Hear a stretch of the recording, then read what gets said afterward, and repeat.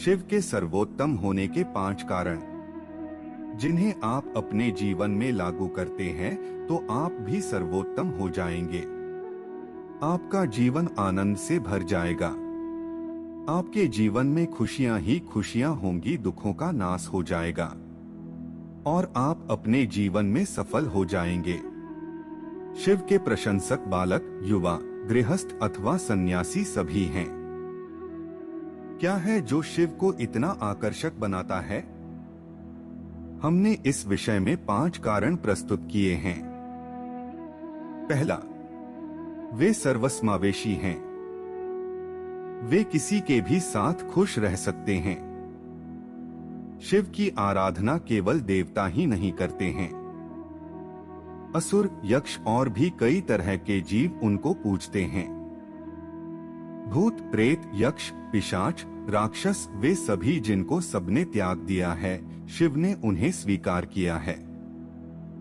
ऐसी कथा है कि जब उनका विवाह हुआ तब हर कोई जो कुछ भी था, हर कोई जो कुछ भी नहीं था, हर कोई जो कैसा भी था, वे सब शामिल हुए।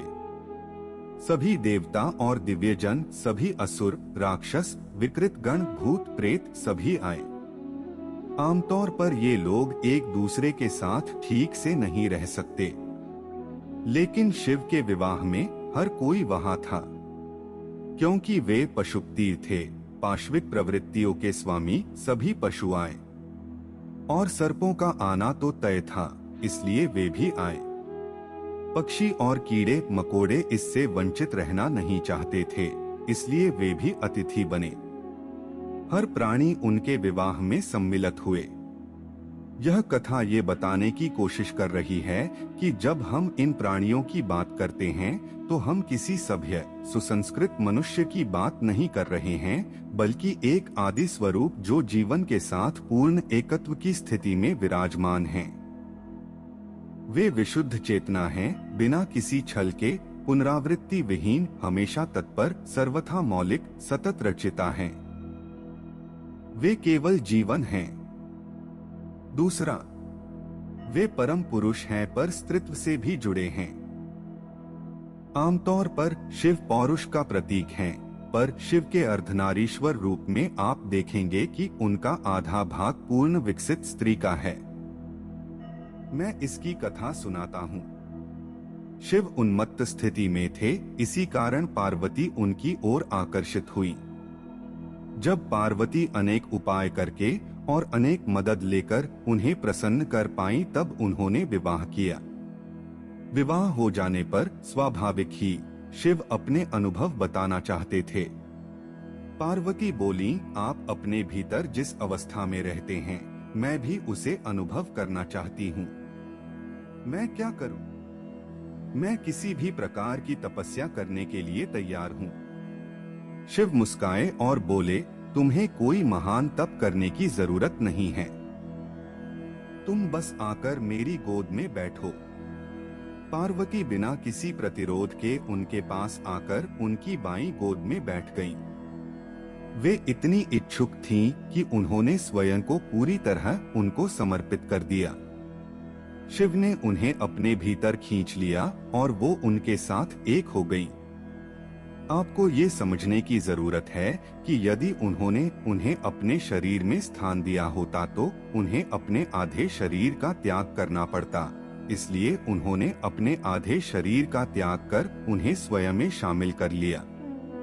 अर्धनारीश्वर की ये कथा है। ये वास्तव में यह बताने की कोशिश कर रही है कि आप में स्त्री तत्व एवं पुरुष तत्व समान रूप से विभाजित हैं, और जब उन्होंने उन्हें स्वयं में मिला लिया तो वे परमानंद की स्थिति में पहुंच गईं।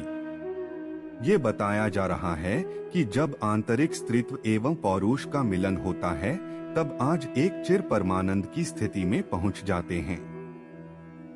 अगर आप इसे बाहरी तौर पर करते हैं तो ये नहीं टिकता है और इसके साथ आने वाली परेशानियां एक लगातार चलने वाला नाटक बन जाती हैं। तीसरा, वे नृत्य मंच को ध्वस्त करते हैं। नटेश या नटराज नृत्य के देवता के रूप में शिव का एक अत्यंत महत्वपूर्ण रूप है। जब हमने स्विट्जरलैंड में सर्न का दौरा किया, जो कि एक भौतिक प्रयोगशाला है जहां अणु विघटन का कार्य होता है, वहां हमने द्वार के सामने नटराज की प्रतिमा देखी, क्योंकि उन्होंने ये जान लिया था कि वे जो कुछ कर रहे हैं उससे मिलता जुलता मानव संस्कृति में कुछ और है ही नहीं। यह सृजन की जीवंतता और सृजन के नृत्य को प्रस्तुत करता है जो शाश्वत शांति से अपने आप पैदा हुआ था। चौथा, वे सदा प्रसन्न रहते हैं। शिव पियक्कड़ और साथ ही तपस्वी एक साथ दोनों ही रूपों में दर्शाए जाते हैं। वे एक योगी हैं। अगर वो ध्यान में बैठते हैं तो वे हिलते नहीं हैं। साथ ही वो हमेशा नशे में उन्मत्त रहते हैं। इसका ये मतलब नहीं है कि वो किसी शराब की दुकान में जाते हैं। योग विज्ञान आपको ये संभावना देता है कि शांत रहते हुए भी सर्वोच्च आनंद की स्थिति में रह सकते हैं। योगी आनंद के विरुद्ध नहीं हैं। वे कम आनंद के साथ संतुष्ट रहना नहीं चाहते हैं। वे योगी हैं। वे जानते हैं कि अगर आप वाइन का एक छोटा गिलास पिएंगे तो आपको थोड़ा आनंद आएगा और फिर अगले दिन सिरदर्द और भी बहुत कुछ होगा। आप नशे का आनंद तभी ले सकते हैं जब नशा करके भी 100% स्थिर और सजग रह सकें। और प्रकृति आपको ये संभावना देती है। एक इजरायली वैज्ञानिक ने कई सालों तक मानव मस्तिष्क के एक खास हिस्से का अध्ययन किया और उसने पाया कि मस्तिष्क में लाखों मादकता ग्रहण करने वाले तंतु हैं। न्यूरोलॉजिस्ट लोगों ने पाया है कि शरीर के पास ऐसे मादक रसायन बनाने की क्षमता है जो इन तंतुओं को संतुष्ट कर सके। जब उन्होंने इस रसायन को जाना जो कि इन तंतुओं तक जाते हैं, तो वैज्ञानिक इसे कोई अनुकूल नाम देना चाहते थे। कई ग्रंथों की पड़ताल करने पर उसे आश्चर्य हुआ जब उन्होंने पाया कि केवल भारतीय ग्रंथ ही ऐसे हैं जो परमानंद की बात करते हैं। इसलिए उसने इस रसायन का नाम आनंदमाइड रखा। इसलिए आपको केवल थोड़ा सा आनंदमाइड उत्पन्न करना है, क्योंकि आपके भीतर ही अफीम का पूरा बागान मौजूद है। अगर आप सही तरीके से इसे तैयार करें और क्रियाशील रखें, तो आप हर समय आनंद में रह सकते हैं। पांचवा, सबसे बड़े नियम विरोधी। जब आप शिव कहते हैं, ये कोई धर्म नहीं है। आज दुनिया धर्म के आधार पर बंटी हुई है। इसलिए अगर आप कुछ कहते हैं तो लगता है कि आप किसी धर्म का अनुसरण कर रहे हैं। यह कोई धर्म नहीं है, यह आंतरिक विकास का विज्ञान है। यह परे जाने और मुक्त होने के बारे में है। इससे फर्क नहीं पड़ता कि आपकी वंशावली क्या है, आपके पिता कौन थे, या आप किन सीमाओं में जन्मे या बाद में बंध गए। अगर आप प्रयत्न करने को तैयार हैं, तो आप इन सब के परे जा सकते हैं। प्रकृति ने मनुष्यों के लिए कुछ नियम निर्धारित किए हैं, उन्हें उसके भीतर ही रहना है। भौतिक प्रकृति के नियमों को तोड़ना आध्यात्मिक प्रक्रिया है। इस दृष्टि से हम लोग नियम विरोधी हैं और शिव सबसे बड़े नियम विरोधी हैं। इसलिए आप शिव की आराधना नहीं कर सकते, पर आप उनकी टोली में शामिल हो सकते हैं। तो मित्रों, यह थे वो 5 कारण। अगर आप इन्हें अपने जीवन में लागू करते हैं तो आपका जीवन आनंद से भर जाएगा। आपके जीवन में खुशियां ही खुशियां होंगी, दुखों का नाश हो जाएगा और आप अपने जीवन में सफल हो जाएंगे। ये हमारी इच्छा और हमारा आशीर्वाद है कि आप इस प्रकृति द्वारा दिए गए इस अद्भुत उपहार का लाभ उठाएं।